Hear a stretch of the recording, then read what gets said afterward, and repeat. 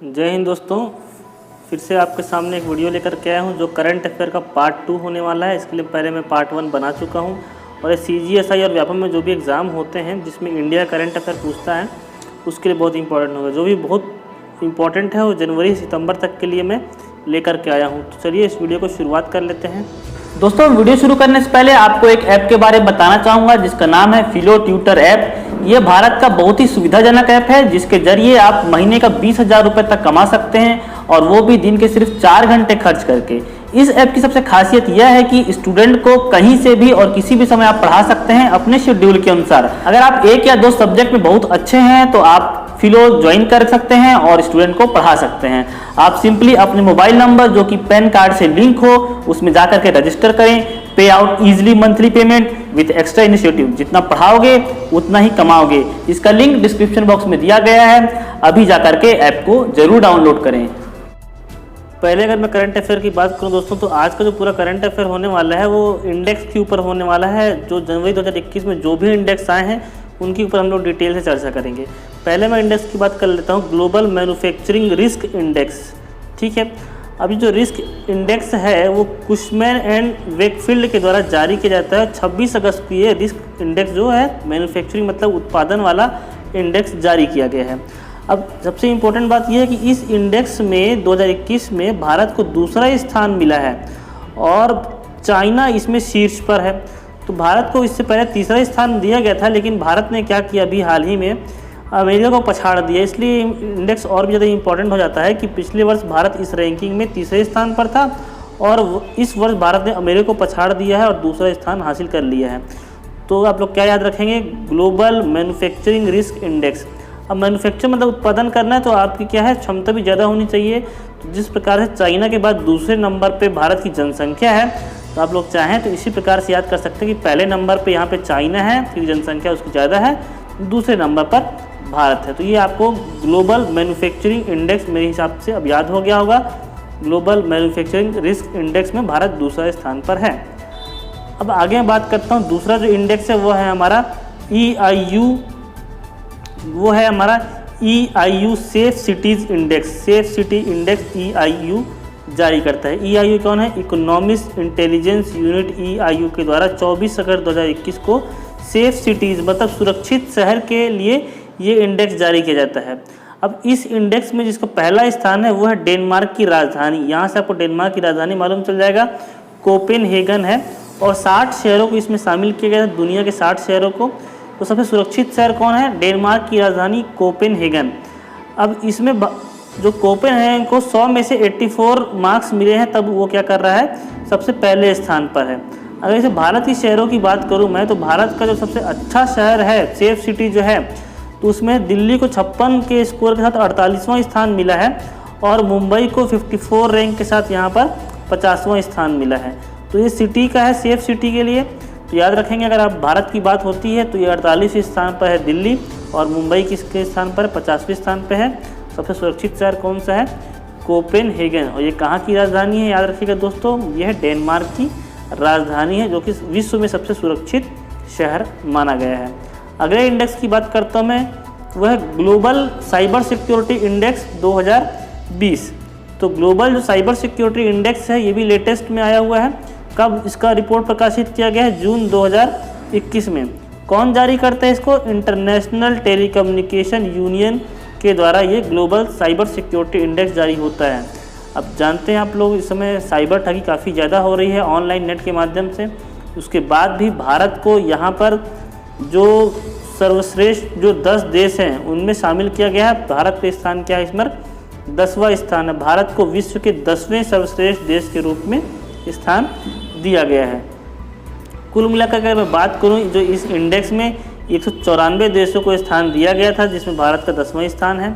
अगर पहले और दूसरे की बात कर लेता हूं तो यहाँ पे देख लीजिए, संयुक्त राज्य अमेरिका ने GCI 2020 में शीर्ष स्थान प्राप्त किया है। यूनाइटेड किंगडम और सऊदी अरब दूसरे स्थान पर है, जबकि इस्टोनिया तीसरे स्थान पर रहा है। तो पहले स्थान पर कौन है, अमेरिका है। भारत को 10वां स्थान माना गया है, 10वां स्थान यहाँ पे मिला है। कौन सी रैंकिंग की बात कर रहा हूँ, साइबर सिक्योरिटी। आप ये हिसाब से याद कर सकते हैं, साइबर सिक्योरिटी में 10वां स्थान है भारत का। अगला जो इंडेक्स है देखिए, वर्ल्ड कॉम्पिटिटिवनेस इंडेक्स, कंपटीशन की बात करूं, कॉम्पिटिटिवनेस इंडेक्स, इसका रिपोर्ट क्या कहता है भारत के परिप्रेक्ष्य में। तो इंस्टीट्यूट ऑफ मैनेजमेंट डेवलपमेंट, जो मैनेजमेंट करता है वही कंपटीशन का इंडेक्स जारी करता है। इस प्रकार से आप इसको याद रख सकते हैं। 19 जून 2021 की रिपोर्ट है। तो इसमें भारत ने 63 देशों के बीच 43वां स्थान प्राप्त किया है और अपनी रैंकिंग को 43वें स्थान पर बरकरार रखा है। तो कॉम्पिटिटिवनेस इंडेक्स में भारत के स्थान क्या है, 43वां रैंक है। इस प्रकार से आप इसको याद कर सकते हैं। स्विट्ज़रलैंड जो देश है वो शीर्ष पर रहा है कॉम्पिटिटिवनेस, उसके बाद स्वीडन है, डेनमार्क है, नीदरलैंड है। ये बहुत छोटे छोटे देश हैं और ये ध्रुवीय प्रदेश हैं एक प्रकार से, नीदरलैंड, डेनमार्क वगैरह। तो इनका रैंकिंग हमेशा सभी में लगभग अच्छा ही रहता है। अगर मैं ब्रिक्स देशों की बात करूं तो वहाँ पे भारत चीन के बाद दूसरे स्थान पर है। ठीक है, चीन का स्थान 16वां है। नेक्स्ट मैं इंडेक्स की बात कर लेता हूं दोस्तों, ग्लोबल पीस इंडेक्स। किस देश में कितनी शांति है वो इस इंडेक्स से मालूम चलता है, ग्लोबल पीस इंडेक्स। इसको जारी कौन करता है, institute for economics and peace, इसके द्वारा जारी किया जाता है। सिडनी कहाँ पर है, सिडनी ऑस्ट्रेलिया में है। 17 जून 2021 को ग्लोबल पीस इंडेक्स की रिपोर्ट आई है और इस रिपोर्ट के 15वां संस्करण है। 15वां मतलब 15 साल पहले से लगातार हर साल रिपोर्ट आती है। अब इसमें बात कीजिए भारत की, इसमें रैंकिंग बहुत अच्छी नहीं है। भारत कोई शांत देश नहीं है। भारत अपने पिछले वर्ष की रैंकिंग में 2 स्थान ऊपर जरूर चढ़ा है, 135वां सबसे शांतिपूर्ण देश, और इस क्षेत्र मतलब जो एशिया का क्षेत्र होगा वो 5वां स्थान गया। तो आपको इंडेक्स क्या याद रखना है, 135वां शांतिपूर्ण देश है भारत का, रैंकिंग 135वां है। तो भारत में जहाँ दंगा फसाद होते हैं, सेनाओं के ऊपर पत्थर मारे जाते हैं, हमारे जवान शहीद होते हैं, वहाँ पे हमारी रैंकिंग अच्छी कैसे रह सकती है। वर्ष 2008 से ही एक देश है आइसलैंड, जो विश्व भर में सबसे शांतिपूर्ण देश है, और जो अभी तालिबानों ने कब्जा कर ली अफगानिस्तान, ये सबसे अशांत देश है और लगातार चौथे वर्ष ये क्या दुनिया का सबसे कम शांतिपूर्ण देश है कौन, अफगानिस्तान। भारत की रैंकिंग आप लोग याद कर लीजिए, भारत की रैंकिंग यहाँ पर 35 है। सबसे शांतिपूर्ण देश आइसलैंड है और सबसे जो शांत नहीं है वो कौन सा देश है, वो अफगानिस्तान है। इस रिपोर्ट को कौन जारी करता है, इकोनॉमिक्स पीस इंडेक्स के द्वारा, पीस नाम रहेगा और ग्लोबल पीस इंडेक्स वो जारी करता है। नेक्स्ट इंडेक्स की बात करता हूँ, ये बहुत ही ज़्यादा इंपॉर्टेंट है, हाल ही में इसमें चर्चा भी रहा है। क्या हमारे देश की जो प्रेस है या जो मीडिया है वो स्वतंत्र नहीं है क्या? क्यों? क्योंकि एक इंडेक्स जारी किया गया है, विश्व प्रेस स्वतंत्रता सूचकांक। कौन सी मीडिया कितनी स्वतंत्र है ये इससे मालूम चलता है। 20 अप्रैल 2021 को ये जारी किया गया था और इसमें कुल 180 देश शामिल थे इसमें, और भारत को स्थान मिला है 142वां मिला है। मतलब कह सकते हैं कि बहुत ही गंदा स्थान है, खराब स्थान है। इसका मतलब ये होता है हमारे देश का जो प्रेस है वो स्वतंत्र नहीं है। अब इसका मतलब सिर्फ ये नहीं कि उनके ऊपर पॉलिटिकल प्रेशर है, अगर किसी पत्रकार की हत्या होती है, उसको धमकाया जाता है, तो इस प्रकार से भी इंडेक्स हमारा खराब होता है। तो वर्ष 2020 में भारत 142वें स्थान पे था और वर्तमान में 142वें स्थान पर है। इसीलिए बोलते हैं हमारे देश की जो मीडिया है वो स्वतंत्र नहीं है और वो बायस्ड हो गई है।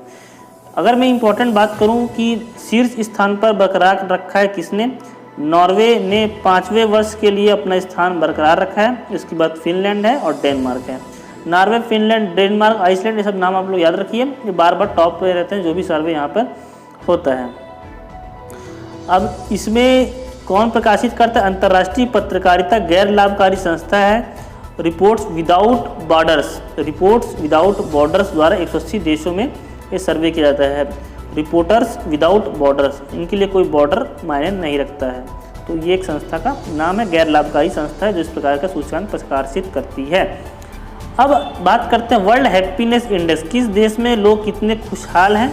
जैसे मैं वर्ल्ड हैप्पीनेस इंडेक्स की बात करता हूँ तो मुझे भूटान की याद आ जाती है, क्योंकि भूटान एकमात्र ऐसा देश है जो अपने देश को जीडीपी को भी हैप्पीनेस के साथ जोड़ करके देखता है और मापता है।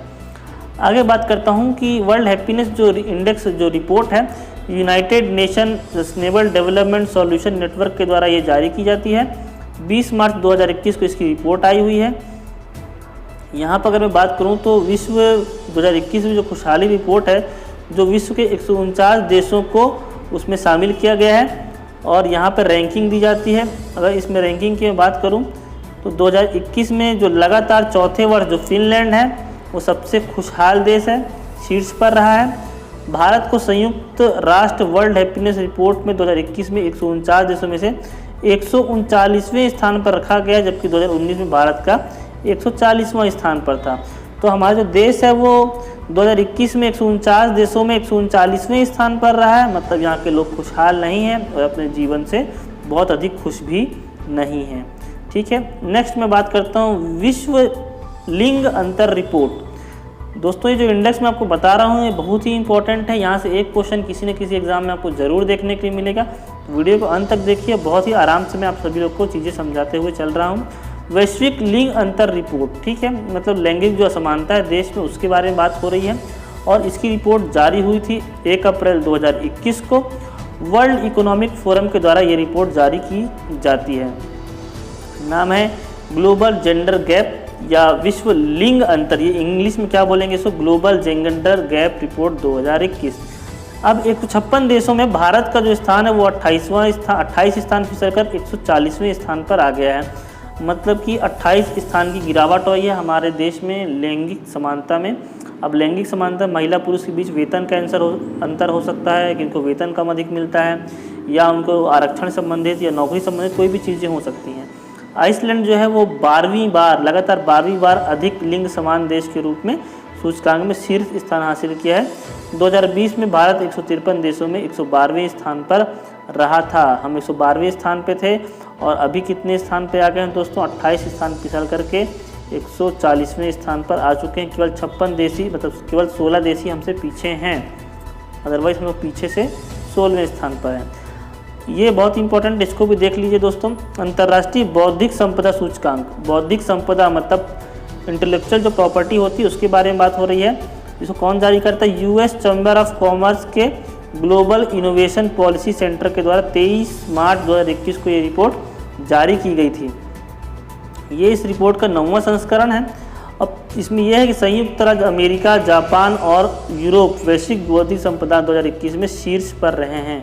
ठीक है, तो ये तीनों देश क्या हैं, शीर्ष पर रहे हैं। अगर इसमें मैं बात करूँ भारत का, तो भारत की जो इसमें रिपोर्ट है, भारत ने 50 बौद्धिक संपदा से संबंधित संकेतों में 100 में से 38 स्कोर किया है और 40वां स्थान पर है। जो देश है वहाँ पे 40वें स्थान पर भारत का नंबर आता है। किसमें, अंतर्राष्ट्रीय बौद्धिक संपदा सूचकांक में भारत का स्थान कितना है, 40वां स्थान है। जो इतनी भी चीज़ें बता रहा हूँ आप चाहें तो कॉपी में ज़रूर नोट करें, तभी ये चीज़ें याद होंगी। अब देखते हैं, बहुत ही इंपॉर्टेंट ये भी है कि डेमोक्रेसी इंडेक्स की बात हो रही है, भारत में लोकतंत्र है या नहीं है, इसके बारे में बात कर लेते हैं। तो इसको रिपोर्ट जारी करता है इकोनॉमिस्ट इंटेलिजेंस यूनिट EIU ने जारी की है। फरवरी 2021 में जारी हो चुकी है डेमोक्रेसी इंडेक्स रिपोर्ट 2020। ये क्या करती है, दुनिया भर में लोकतंत्र की जो वर्तमान स्थिति है उसके बारे में ये डिटेल बात करते हैं इस संबंध में इस रिपोर्ट में। तो इस सूचकांक में जो सबसे प्रथम है नॉर्वे सबसे ऊपर है, मतलब वहाँ का जो लोकतंत्र है बहुत बढ़िया है, जनता की जो सरकार चुनी जाती है वो सबसे बढ़िया है। इसके बाद आइसलैंड, स्वीडन है क्रमशः दूसरे और तीसरे स्थान पर। अब इसमें भारत के स्थान की बात कर लेते हैं दोस्तों। जो भारत को स्थान जो है इसमें डेमोक्रेसी इंडेक्स में भारत का जो स्थान है वो 167 देशों में 6.6 स्कोर के साथ 2 स्थानों पर फिसल कर 53वें स्थान पर आ गया है। 2 स्थान पर फिसल गए हैं, पहले 91वें स्थान पर थे। और यहाँ पे कुल 10 मार्क्स होते हैं, 10 में से जो हमारा स्कोर है 6.61 है। तो हमारे अगर लोकतंत्र की बात करें तो सबसे बड़ा लोकतंत्र जरूर है दोस्तों हमारे देश में, विश्व का सबसे बड़ा लोकतंत्र के हिसाब से चुनाव होता है, लेकिन हमारा जो स्थान है वो 53वां स्थान इसमें है। गवर्नमेंट के द्वारा इस रिपोर्ट को खारिज कर दिया जाता है। और दोस्तों मैं बताना चाहूँगा कि हमारे संस्थान में सब इंस्पेक्टर और व्यापम की बैच स्टार्ट हो चुकी हैं। जो भी अभ्यर्थी तैयारी करना चाहते हैं तो वो लोग इस नंबर पर कांटेक्ट कर सकते हैं और संपर्क कर सकते हैं। 3 दिन का आपको निःशुल्क डेमो क्लास आपको अटेंड कर सकते हैं यहाँ पर आकर के। प्री मीन्स और फिजिकल की संपूर्ण तैयारी हो जाएगी यहाँ पर CGSI की। और जो हमारी संस्थान है वो दुर्ग जिले में है और ऑफलाइन क्लासेस स्टार्ट हो गए। गुप्ता फर्नीचर के पास कृष्णा टाकी रोड रिसाली में आप लोग संपर्क कर सकते हैं और यहाँ पर आ सकते हैं। अब मैं नेक्स्ट सूचकांक की बात करता हूँ दोस्तों। तो भ्रष्टाचार धारणा सूचकांक 2020 है, इसके बारे में आप लोग देखिए। ट्रांसपेरेंसी इंटरनेशनल ने 28 फरवरी 2021 को यह रिपोर्ट जारी की थी। अब इसमें जो भ्रष्टाचार किस देश में कितना अधिक है कितना कम है वो जारी होता है। तो न्यूजीलैंड और डेनमार्क संयुक्त रूप से 88 स्कोर के साथ पहला स्थान हासिल किया। मतलब यहाँ पे जो भ्रष्टाचार है वो बहुत ही कम है, 100 में से 88 नंबर यहाँ पे मिले हैं। आगे मैं बात करता हूँ जो सबसे लो स्कोर है वो है सोमालिया और दक्षिणी सूडान का। 12वें स्कोर के साथ ये 179 स्थान पर सबसे निचले क्रम पर हैं। मतलब इन्होंने केवल 12 अंक का स्कोर किया है और सोमालिया और दक्षिणी सूडान सबसे नीचे हैं। भारत की स्थिति की बात करूं कि भारत में भ्रष्टाचार कैसा है, तो दोस्तों 180 देशों में CPI स्कोर 40 है। भारत का 100 में से 40 नंबर मिले हैं भ्रष्टाचार के लिए भारत को। और भारत का जो रैंकिंग है वो 86वें स्थान पर रखा गया है। 2019 की तुलना में 6 स्थान यहाँ पे और फिसल गया है, जबकि पहले वो इंडिया का जो स्थान था 80 था। मतलब हमारे देश में भ्रष्टाचार पिछले मुकाबले थोड़ा सा बढ़ गया है, 86वें स्थान पर आ गया है। कोरोना काल का समय था, काफ़ी ज़्यादा भ्रष्टाचार तो हुआ ही है देश में और काफ़ी काम भी हुआ है। अब बात करता हूँ दोस्तों, अगर आपको घूमने कहीं जाना है बाहर तो पासपोर्ट आपके पास ज़रूर होगा। तो हेनले पासपोर्ट इंडेक्स, भारत देश का पासपोर्ट जो है कितना शक्तिशाली है वो इस हेनले एंड पार्टनर्स द्वारा इंटरनेशनल एयर ट्रांसपोर्ट एसोसिएशन के विशेष आंकड़ों के आधार पर आपको मालूम चलेगा। सबसे मजबूत पासपोर्ट की अगर मैं बात करूं दोस्तों तो जापान ने लगातार तीसरे बार दुनिया में सबसे शक्तिशाली पासपोर्ट होने की सूची में एक बार फिर से शीर्ष स्थान हासिल कर लिया है।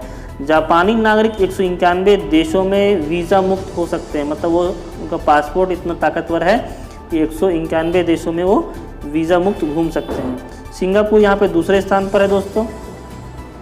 सिंगापुर कौन से स्थान पर है? दूसरे स्थान पर है। और अगर मैं भारत की बात करूं तो इस रिपोर्ट के अनुसार भारत का जो स्थान है वो 110वें देशों में से 85वें स्थान पर रखा गया है, जिसका वीज़ा मुक्त हमारे देश का जो वीज़ा है वो केवल 58 देशों में मुक्त है। हमारा जो पासपोर्ट है वो 58 देशों में ही वीज़ा मुक्त है। तो यहाँ पे देखिए भारत को 110 देशों में से 85वें मैं गलत बोल दिया था, 85वें स्थान पर रखा गया है, जिसका 58 देशों में वीज़ा मुक्त है। ठीक है, अब ये रिपोर्ट है और इसको देख सकते हैं। अफगानिस्तान, सीरिया इसमें सबसे ख़राब स्थान पर रखे गए। हमको अपने भारत की रैंकिंग से मतलब है दोस्तों। नेक्स्ट मैं बात करता हूँ ग्लोबल क्लाइमेट रिस्क इंडेक्स, जो मौसम है ग्लोबल क्लाइमेट रिस्क इंडेक्स, उसके बारे में बात करता हूँ। तो ये 16वां संस्करण है। कौन इसको करता है? बान आधारित पर्यावरण थिंक टैंक जर्मन वॉच के द्वारा ये रिपोर्ट है वो जारी की जाती है। 16वां संस्करण जारी किया गया है इसमें।